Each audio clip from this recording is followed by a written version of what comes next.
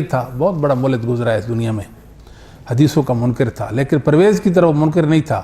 وہ حدیث لیتا تھا جو اس کے من پسند ہوتی تھی، من کے خلاف بخاری مسلم کی حدیث کو چھوڑے گا، من کے موافق اگر اس کی حدیث کوئی جھوٹی من گڑا ضعیف اس کو لے لے گا، جھاڑ پھونک کر صاف کر کے، جس کو محدثین نے رڈی کی ٹوکری میں رکھا اس کو پھونک کر اپنا مذہب اور دین بنا لے گا۔ کہتا ہے سود کوئی نہیں ہوتا، ویسے مولوی نے بنایا ہوا پردہ بھی کوئی نہیں ہوتا، ٹھیک ہے، اس طرح کی معجزات کا منکر ہو گیا تھا، بڑا بڑا الہاد اس کے اندر، بڑا بڑا کفر اس کے اندر تھا۔ سر سید سے بڑا دنیا میں ہمارے برصغیر پاک و ہند میں نے کافر کو نہیں دیکھا۔ لا الہ الا اللہ، اگر مجھے آپ لے جائیں مقام ابراہیم اور حجر سے درمیان میں کھڑا ہو کر قسم اٹھاؤ، اپنی قسم میں جھوٹا نہیں ہوں، سر سید اتنا بڑا کافر تھا، بہت بڑا کافر، بہت بڑا، نہ جنت کو مانتا تھا نہ جہنم کو مانتا تھا۔ کہتا ہے جنت سے مراد، جو جنت لفظ قرآن میں ایسے مراد یہ دنیا کے نظارے، یہ خوشنما سلسلے، یہ جی ہاں جی مراد میں کافر جنت میں، مسلمان جو نبی پہ ایمان لائے قرآن مانتے وہ کافر، وہ جہنم میں، یہ مراد اس ظالم کی۔ جہنم سے مراد یہ لوڈ شیڈنگ، دنیا کی سختی، یہ گرد و غبار۔ ہاں جی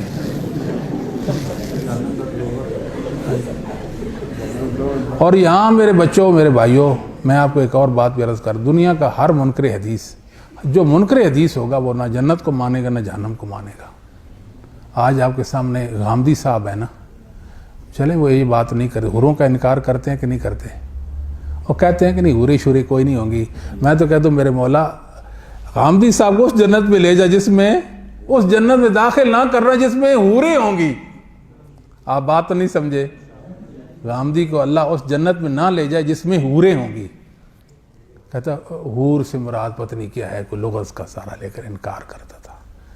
سر سید کہتا تھا آدم، یہ جو ملا بابا آدم لفظ سنیں، یہ بھی گستاخی ہے نا، غلط لفظ ہے، یہ ہمارے خطبہ کی اسی تصحیح اصلاح کرنی چاہیے۔ وہ کہتا ہے عوام اور یہ جو ملا کہتا ہے نا، یہ بابا آدم کوئی شخصیت ہے، شخصیت کا نام نہیں، نوع انسانیت ہے۔ کہتا ہے شیطان کوئی چیز نہیں ہے، فرشتے کوئی چیز نہیں ہے۔ اب بتاؤ کتنا بڑا مومن ہے پھر؟ اب بات تو نہیں سمجھے، یہ بڑے بڑے ظالم۔ نہیں جی نہیں آپ صاحب، اچھا جی آج بیٹھنا ہے آپ نے صبح تک، شاہ جی فجر کے بعد آپ سے ہم کلام ہوں گے، ٹھیک ہے؟ ہاں جی مہمان آئے، مہمان چلے جائیں گے، آپ تو بیٹھ رہیں گے نا۔ گستاخی معاف شیخ۔ اچھا جی کوئی بات نہیں۔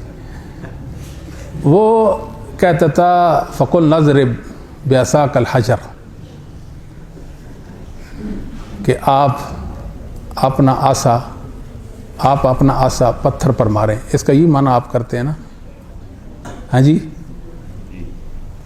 آپ اپنا آسا پتھر، بعض اس کا معنی چٹان بھی کرتے ہیں۔ چٹان کہاں سے؟ حجر کا معنی تو حجر پتھر ہوتا ہے، چٹان تو نہیں ہوتی نا۔ کیا کہتے ہیں؟ چٹان کی تو اور عربی ہے اور حجر کی اور ہے، یہ دیکھیں پتھر کی اور ہے۔ اچھا جی یہ کہتا ہے نہیں، اس کا معنی یہ ہے موسیٰ علیہ السلام، ہم نے موسیٰ علیہ السلام سے کہا کہ آپ اپنی لاٹھی کے سہارے چٹان پر چلیں۔ ہاں جی انگریز نے کہا یہ سر سید ہے، لوگ اس کو بڑا علامہ فہما، اس نے قرآن کی تفسیر لکھ دی ظالم نے۔ اتنی داڑھی دیکھیں، اس کی ٹوپی دیکھیں، کرتوت دیکھیں آپ اس کے علم۔ اب دیکھیں ضرب یضرب ضربا کا معنی کیا ہوتا ہے؟ ضرب کا معنی مارنا بھی ہوتا ہے، مثال دینا بھی ہوتا ہے اور چلنا بھی ہوتا ہے، تین معنی نا ضرب کے۔ آپ نے پڑھے ہیں نا؟ جب ضربہ کے ساتھ صلہ فی آئے گا تو پھر اس کا معنی کیا ہوگا؟ چلنا ہوگا۔ قرآن کریم میں کیا ہے جی؟ وہ اذا ضربتم فی، جب آپ زمین پر چلیں تو فی کے ساتھ معنی، ضربہ کے ساتھ فی آئے، ضربتم فی الارض، فی آیا تو معنی کیا ہو گیا؟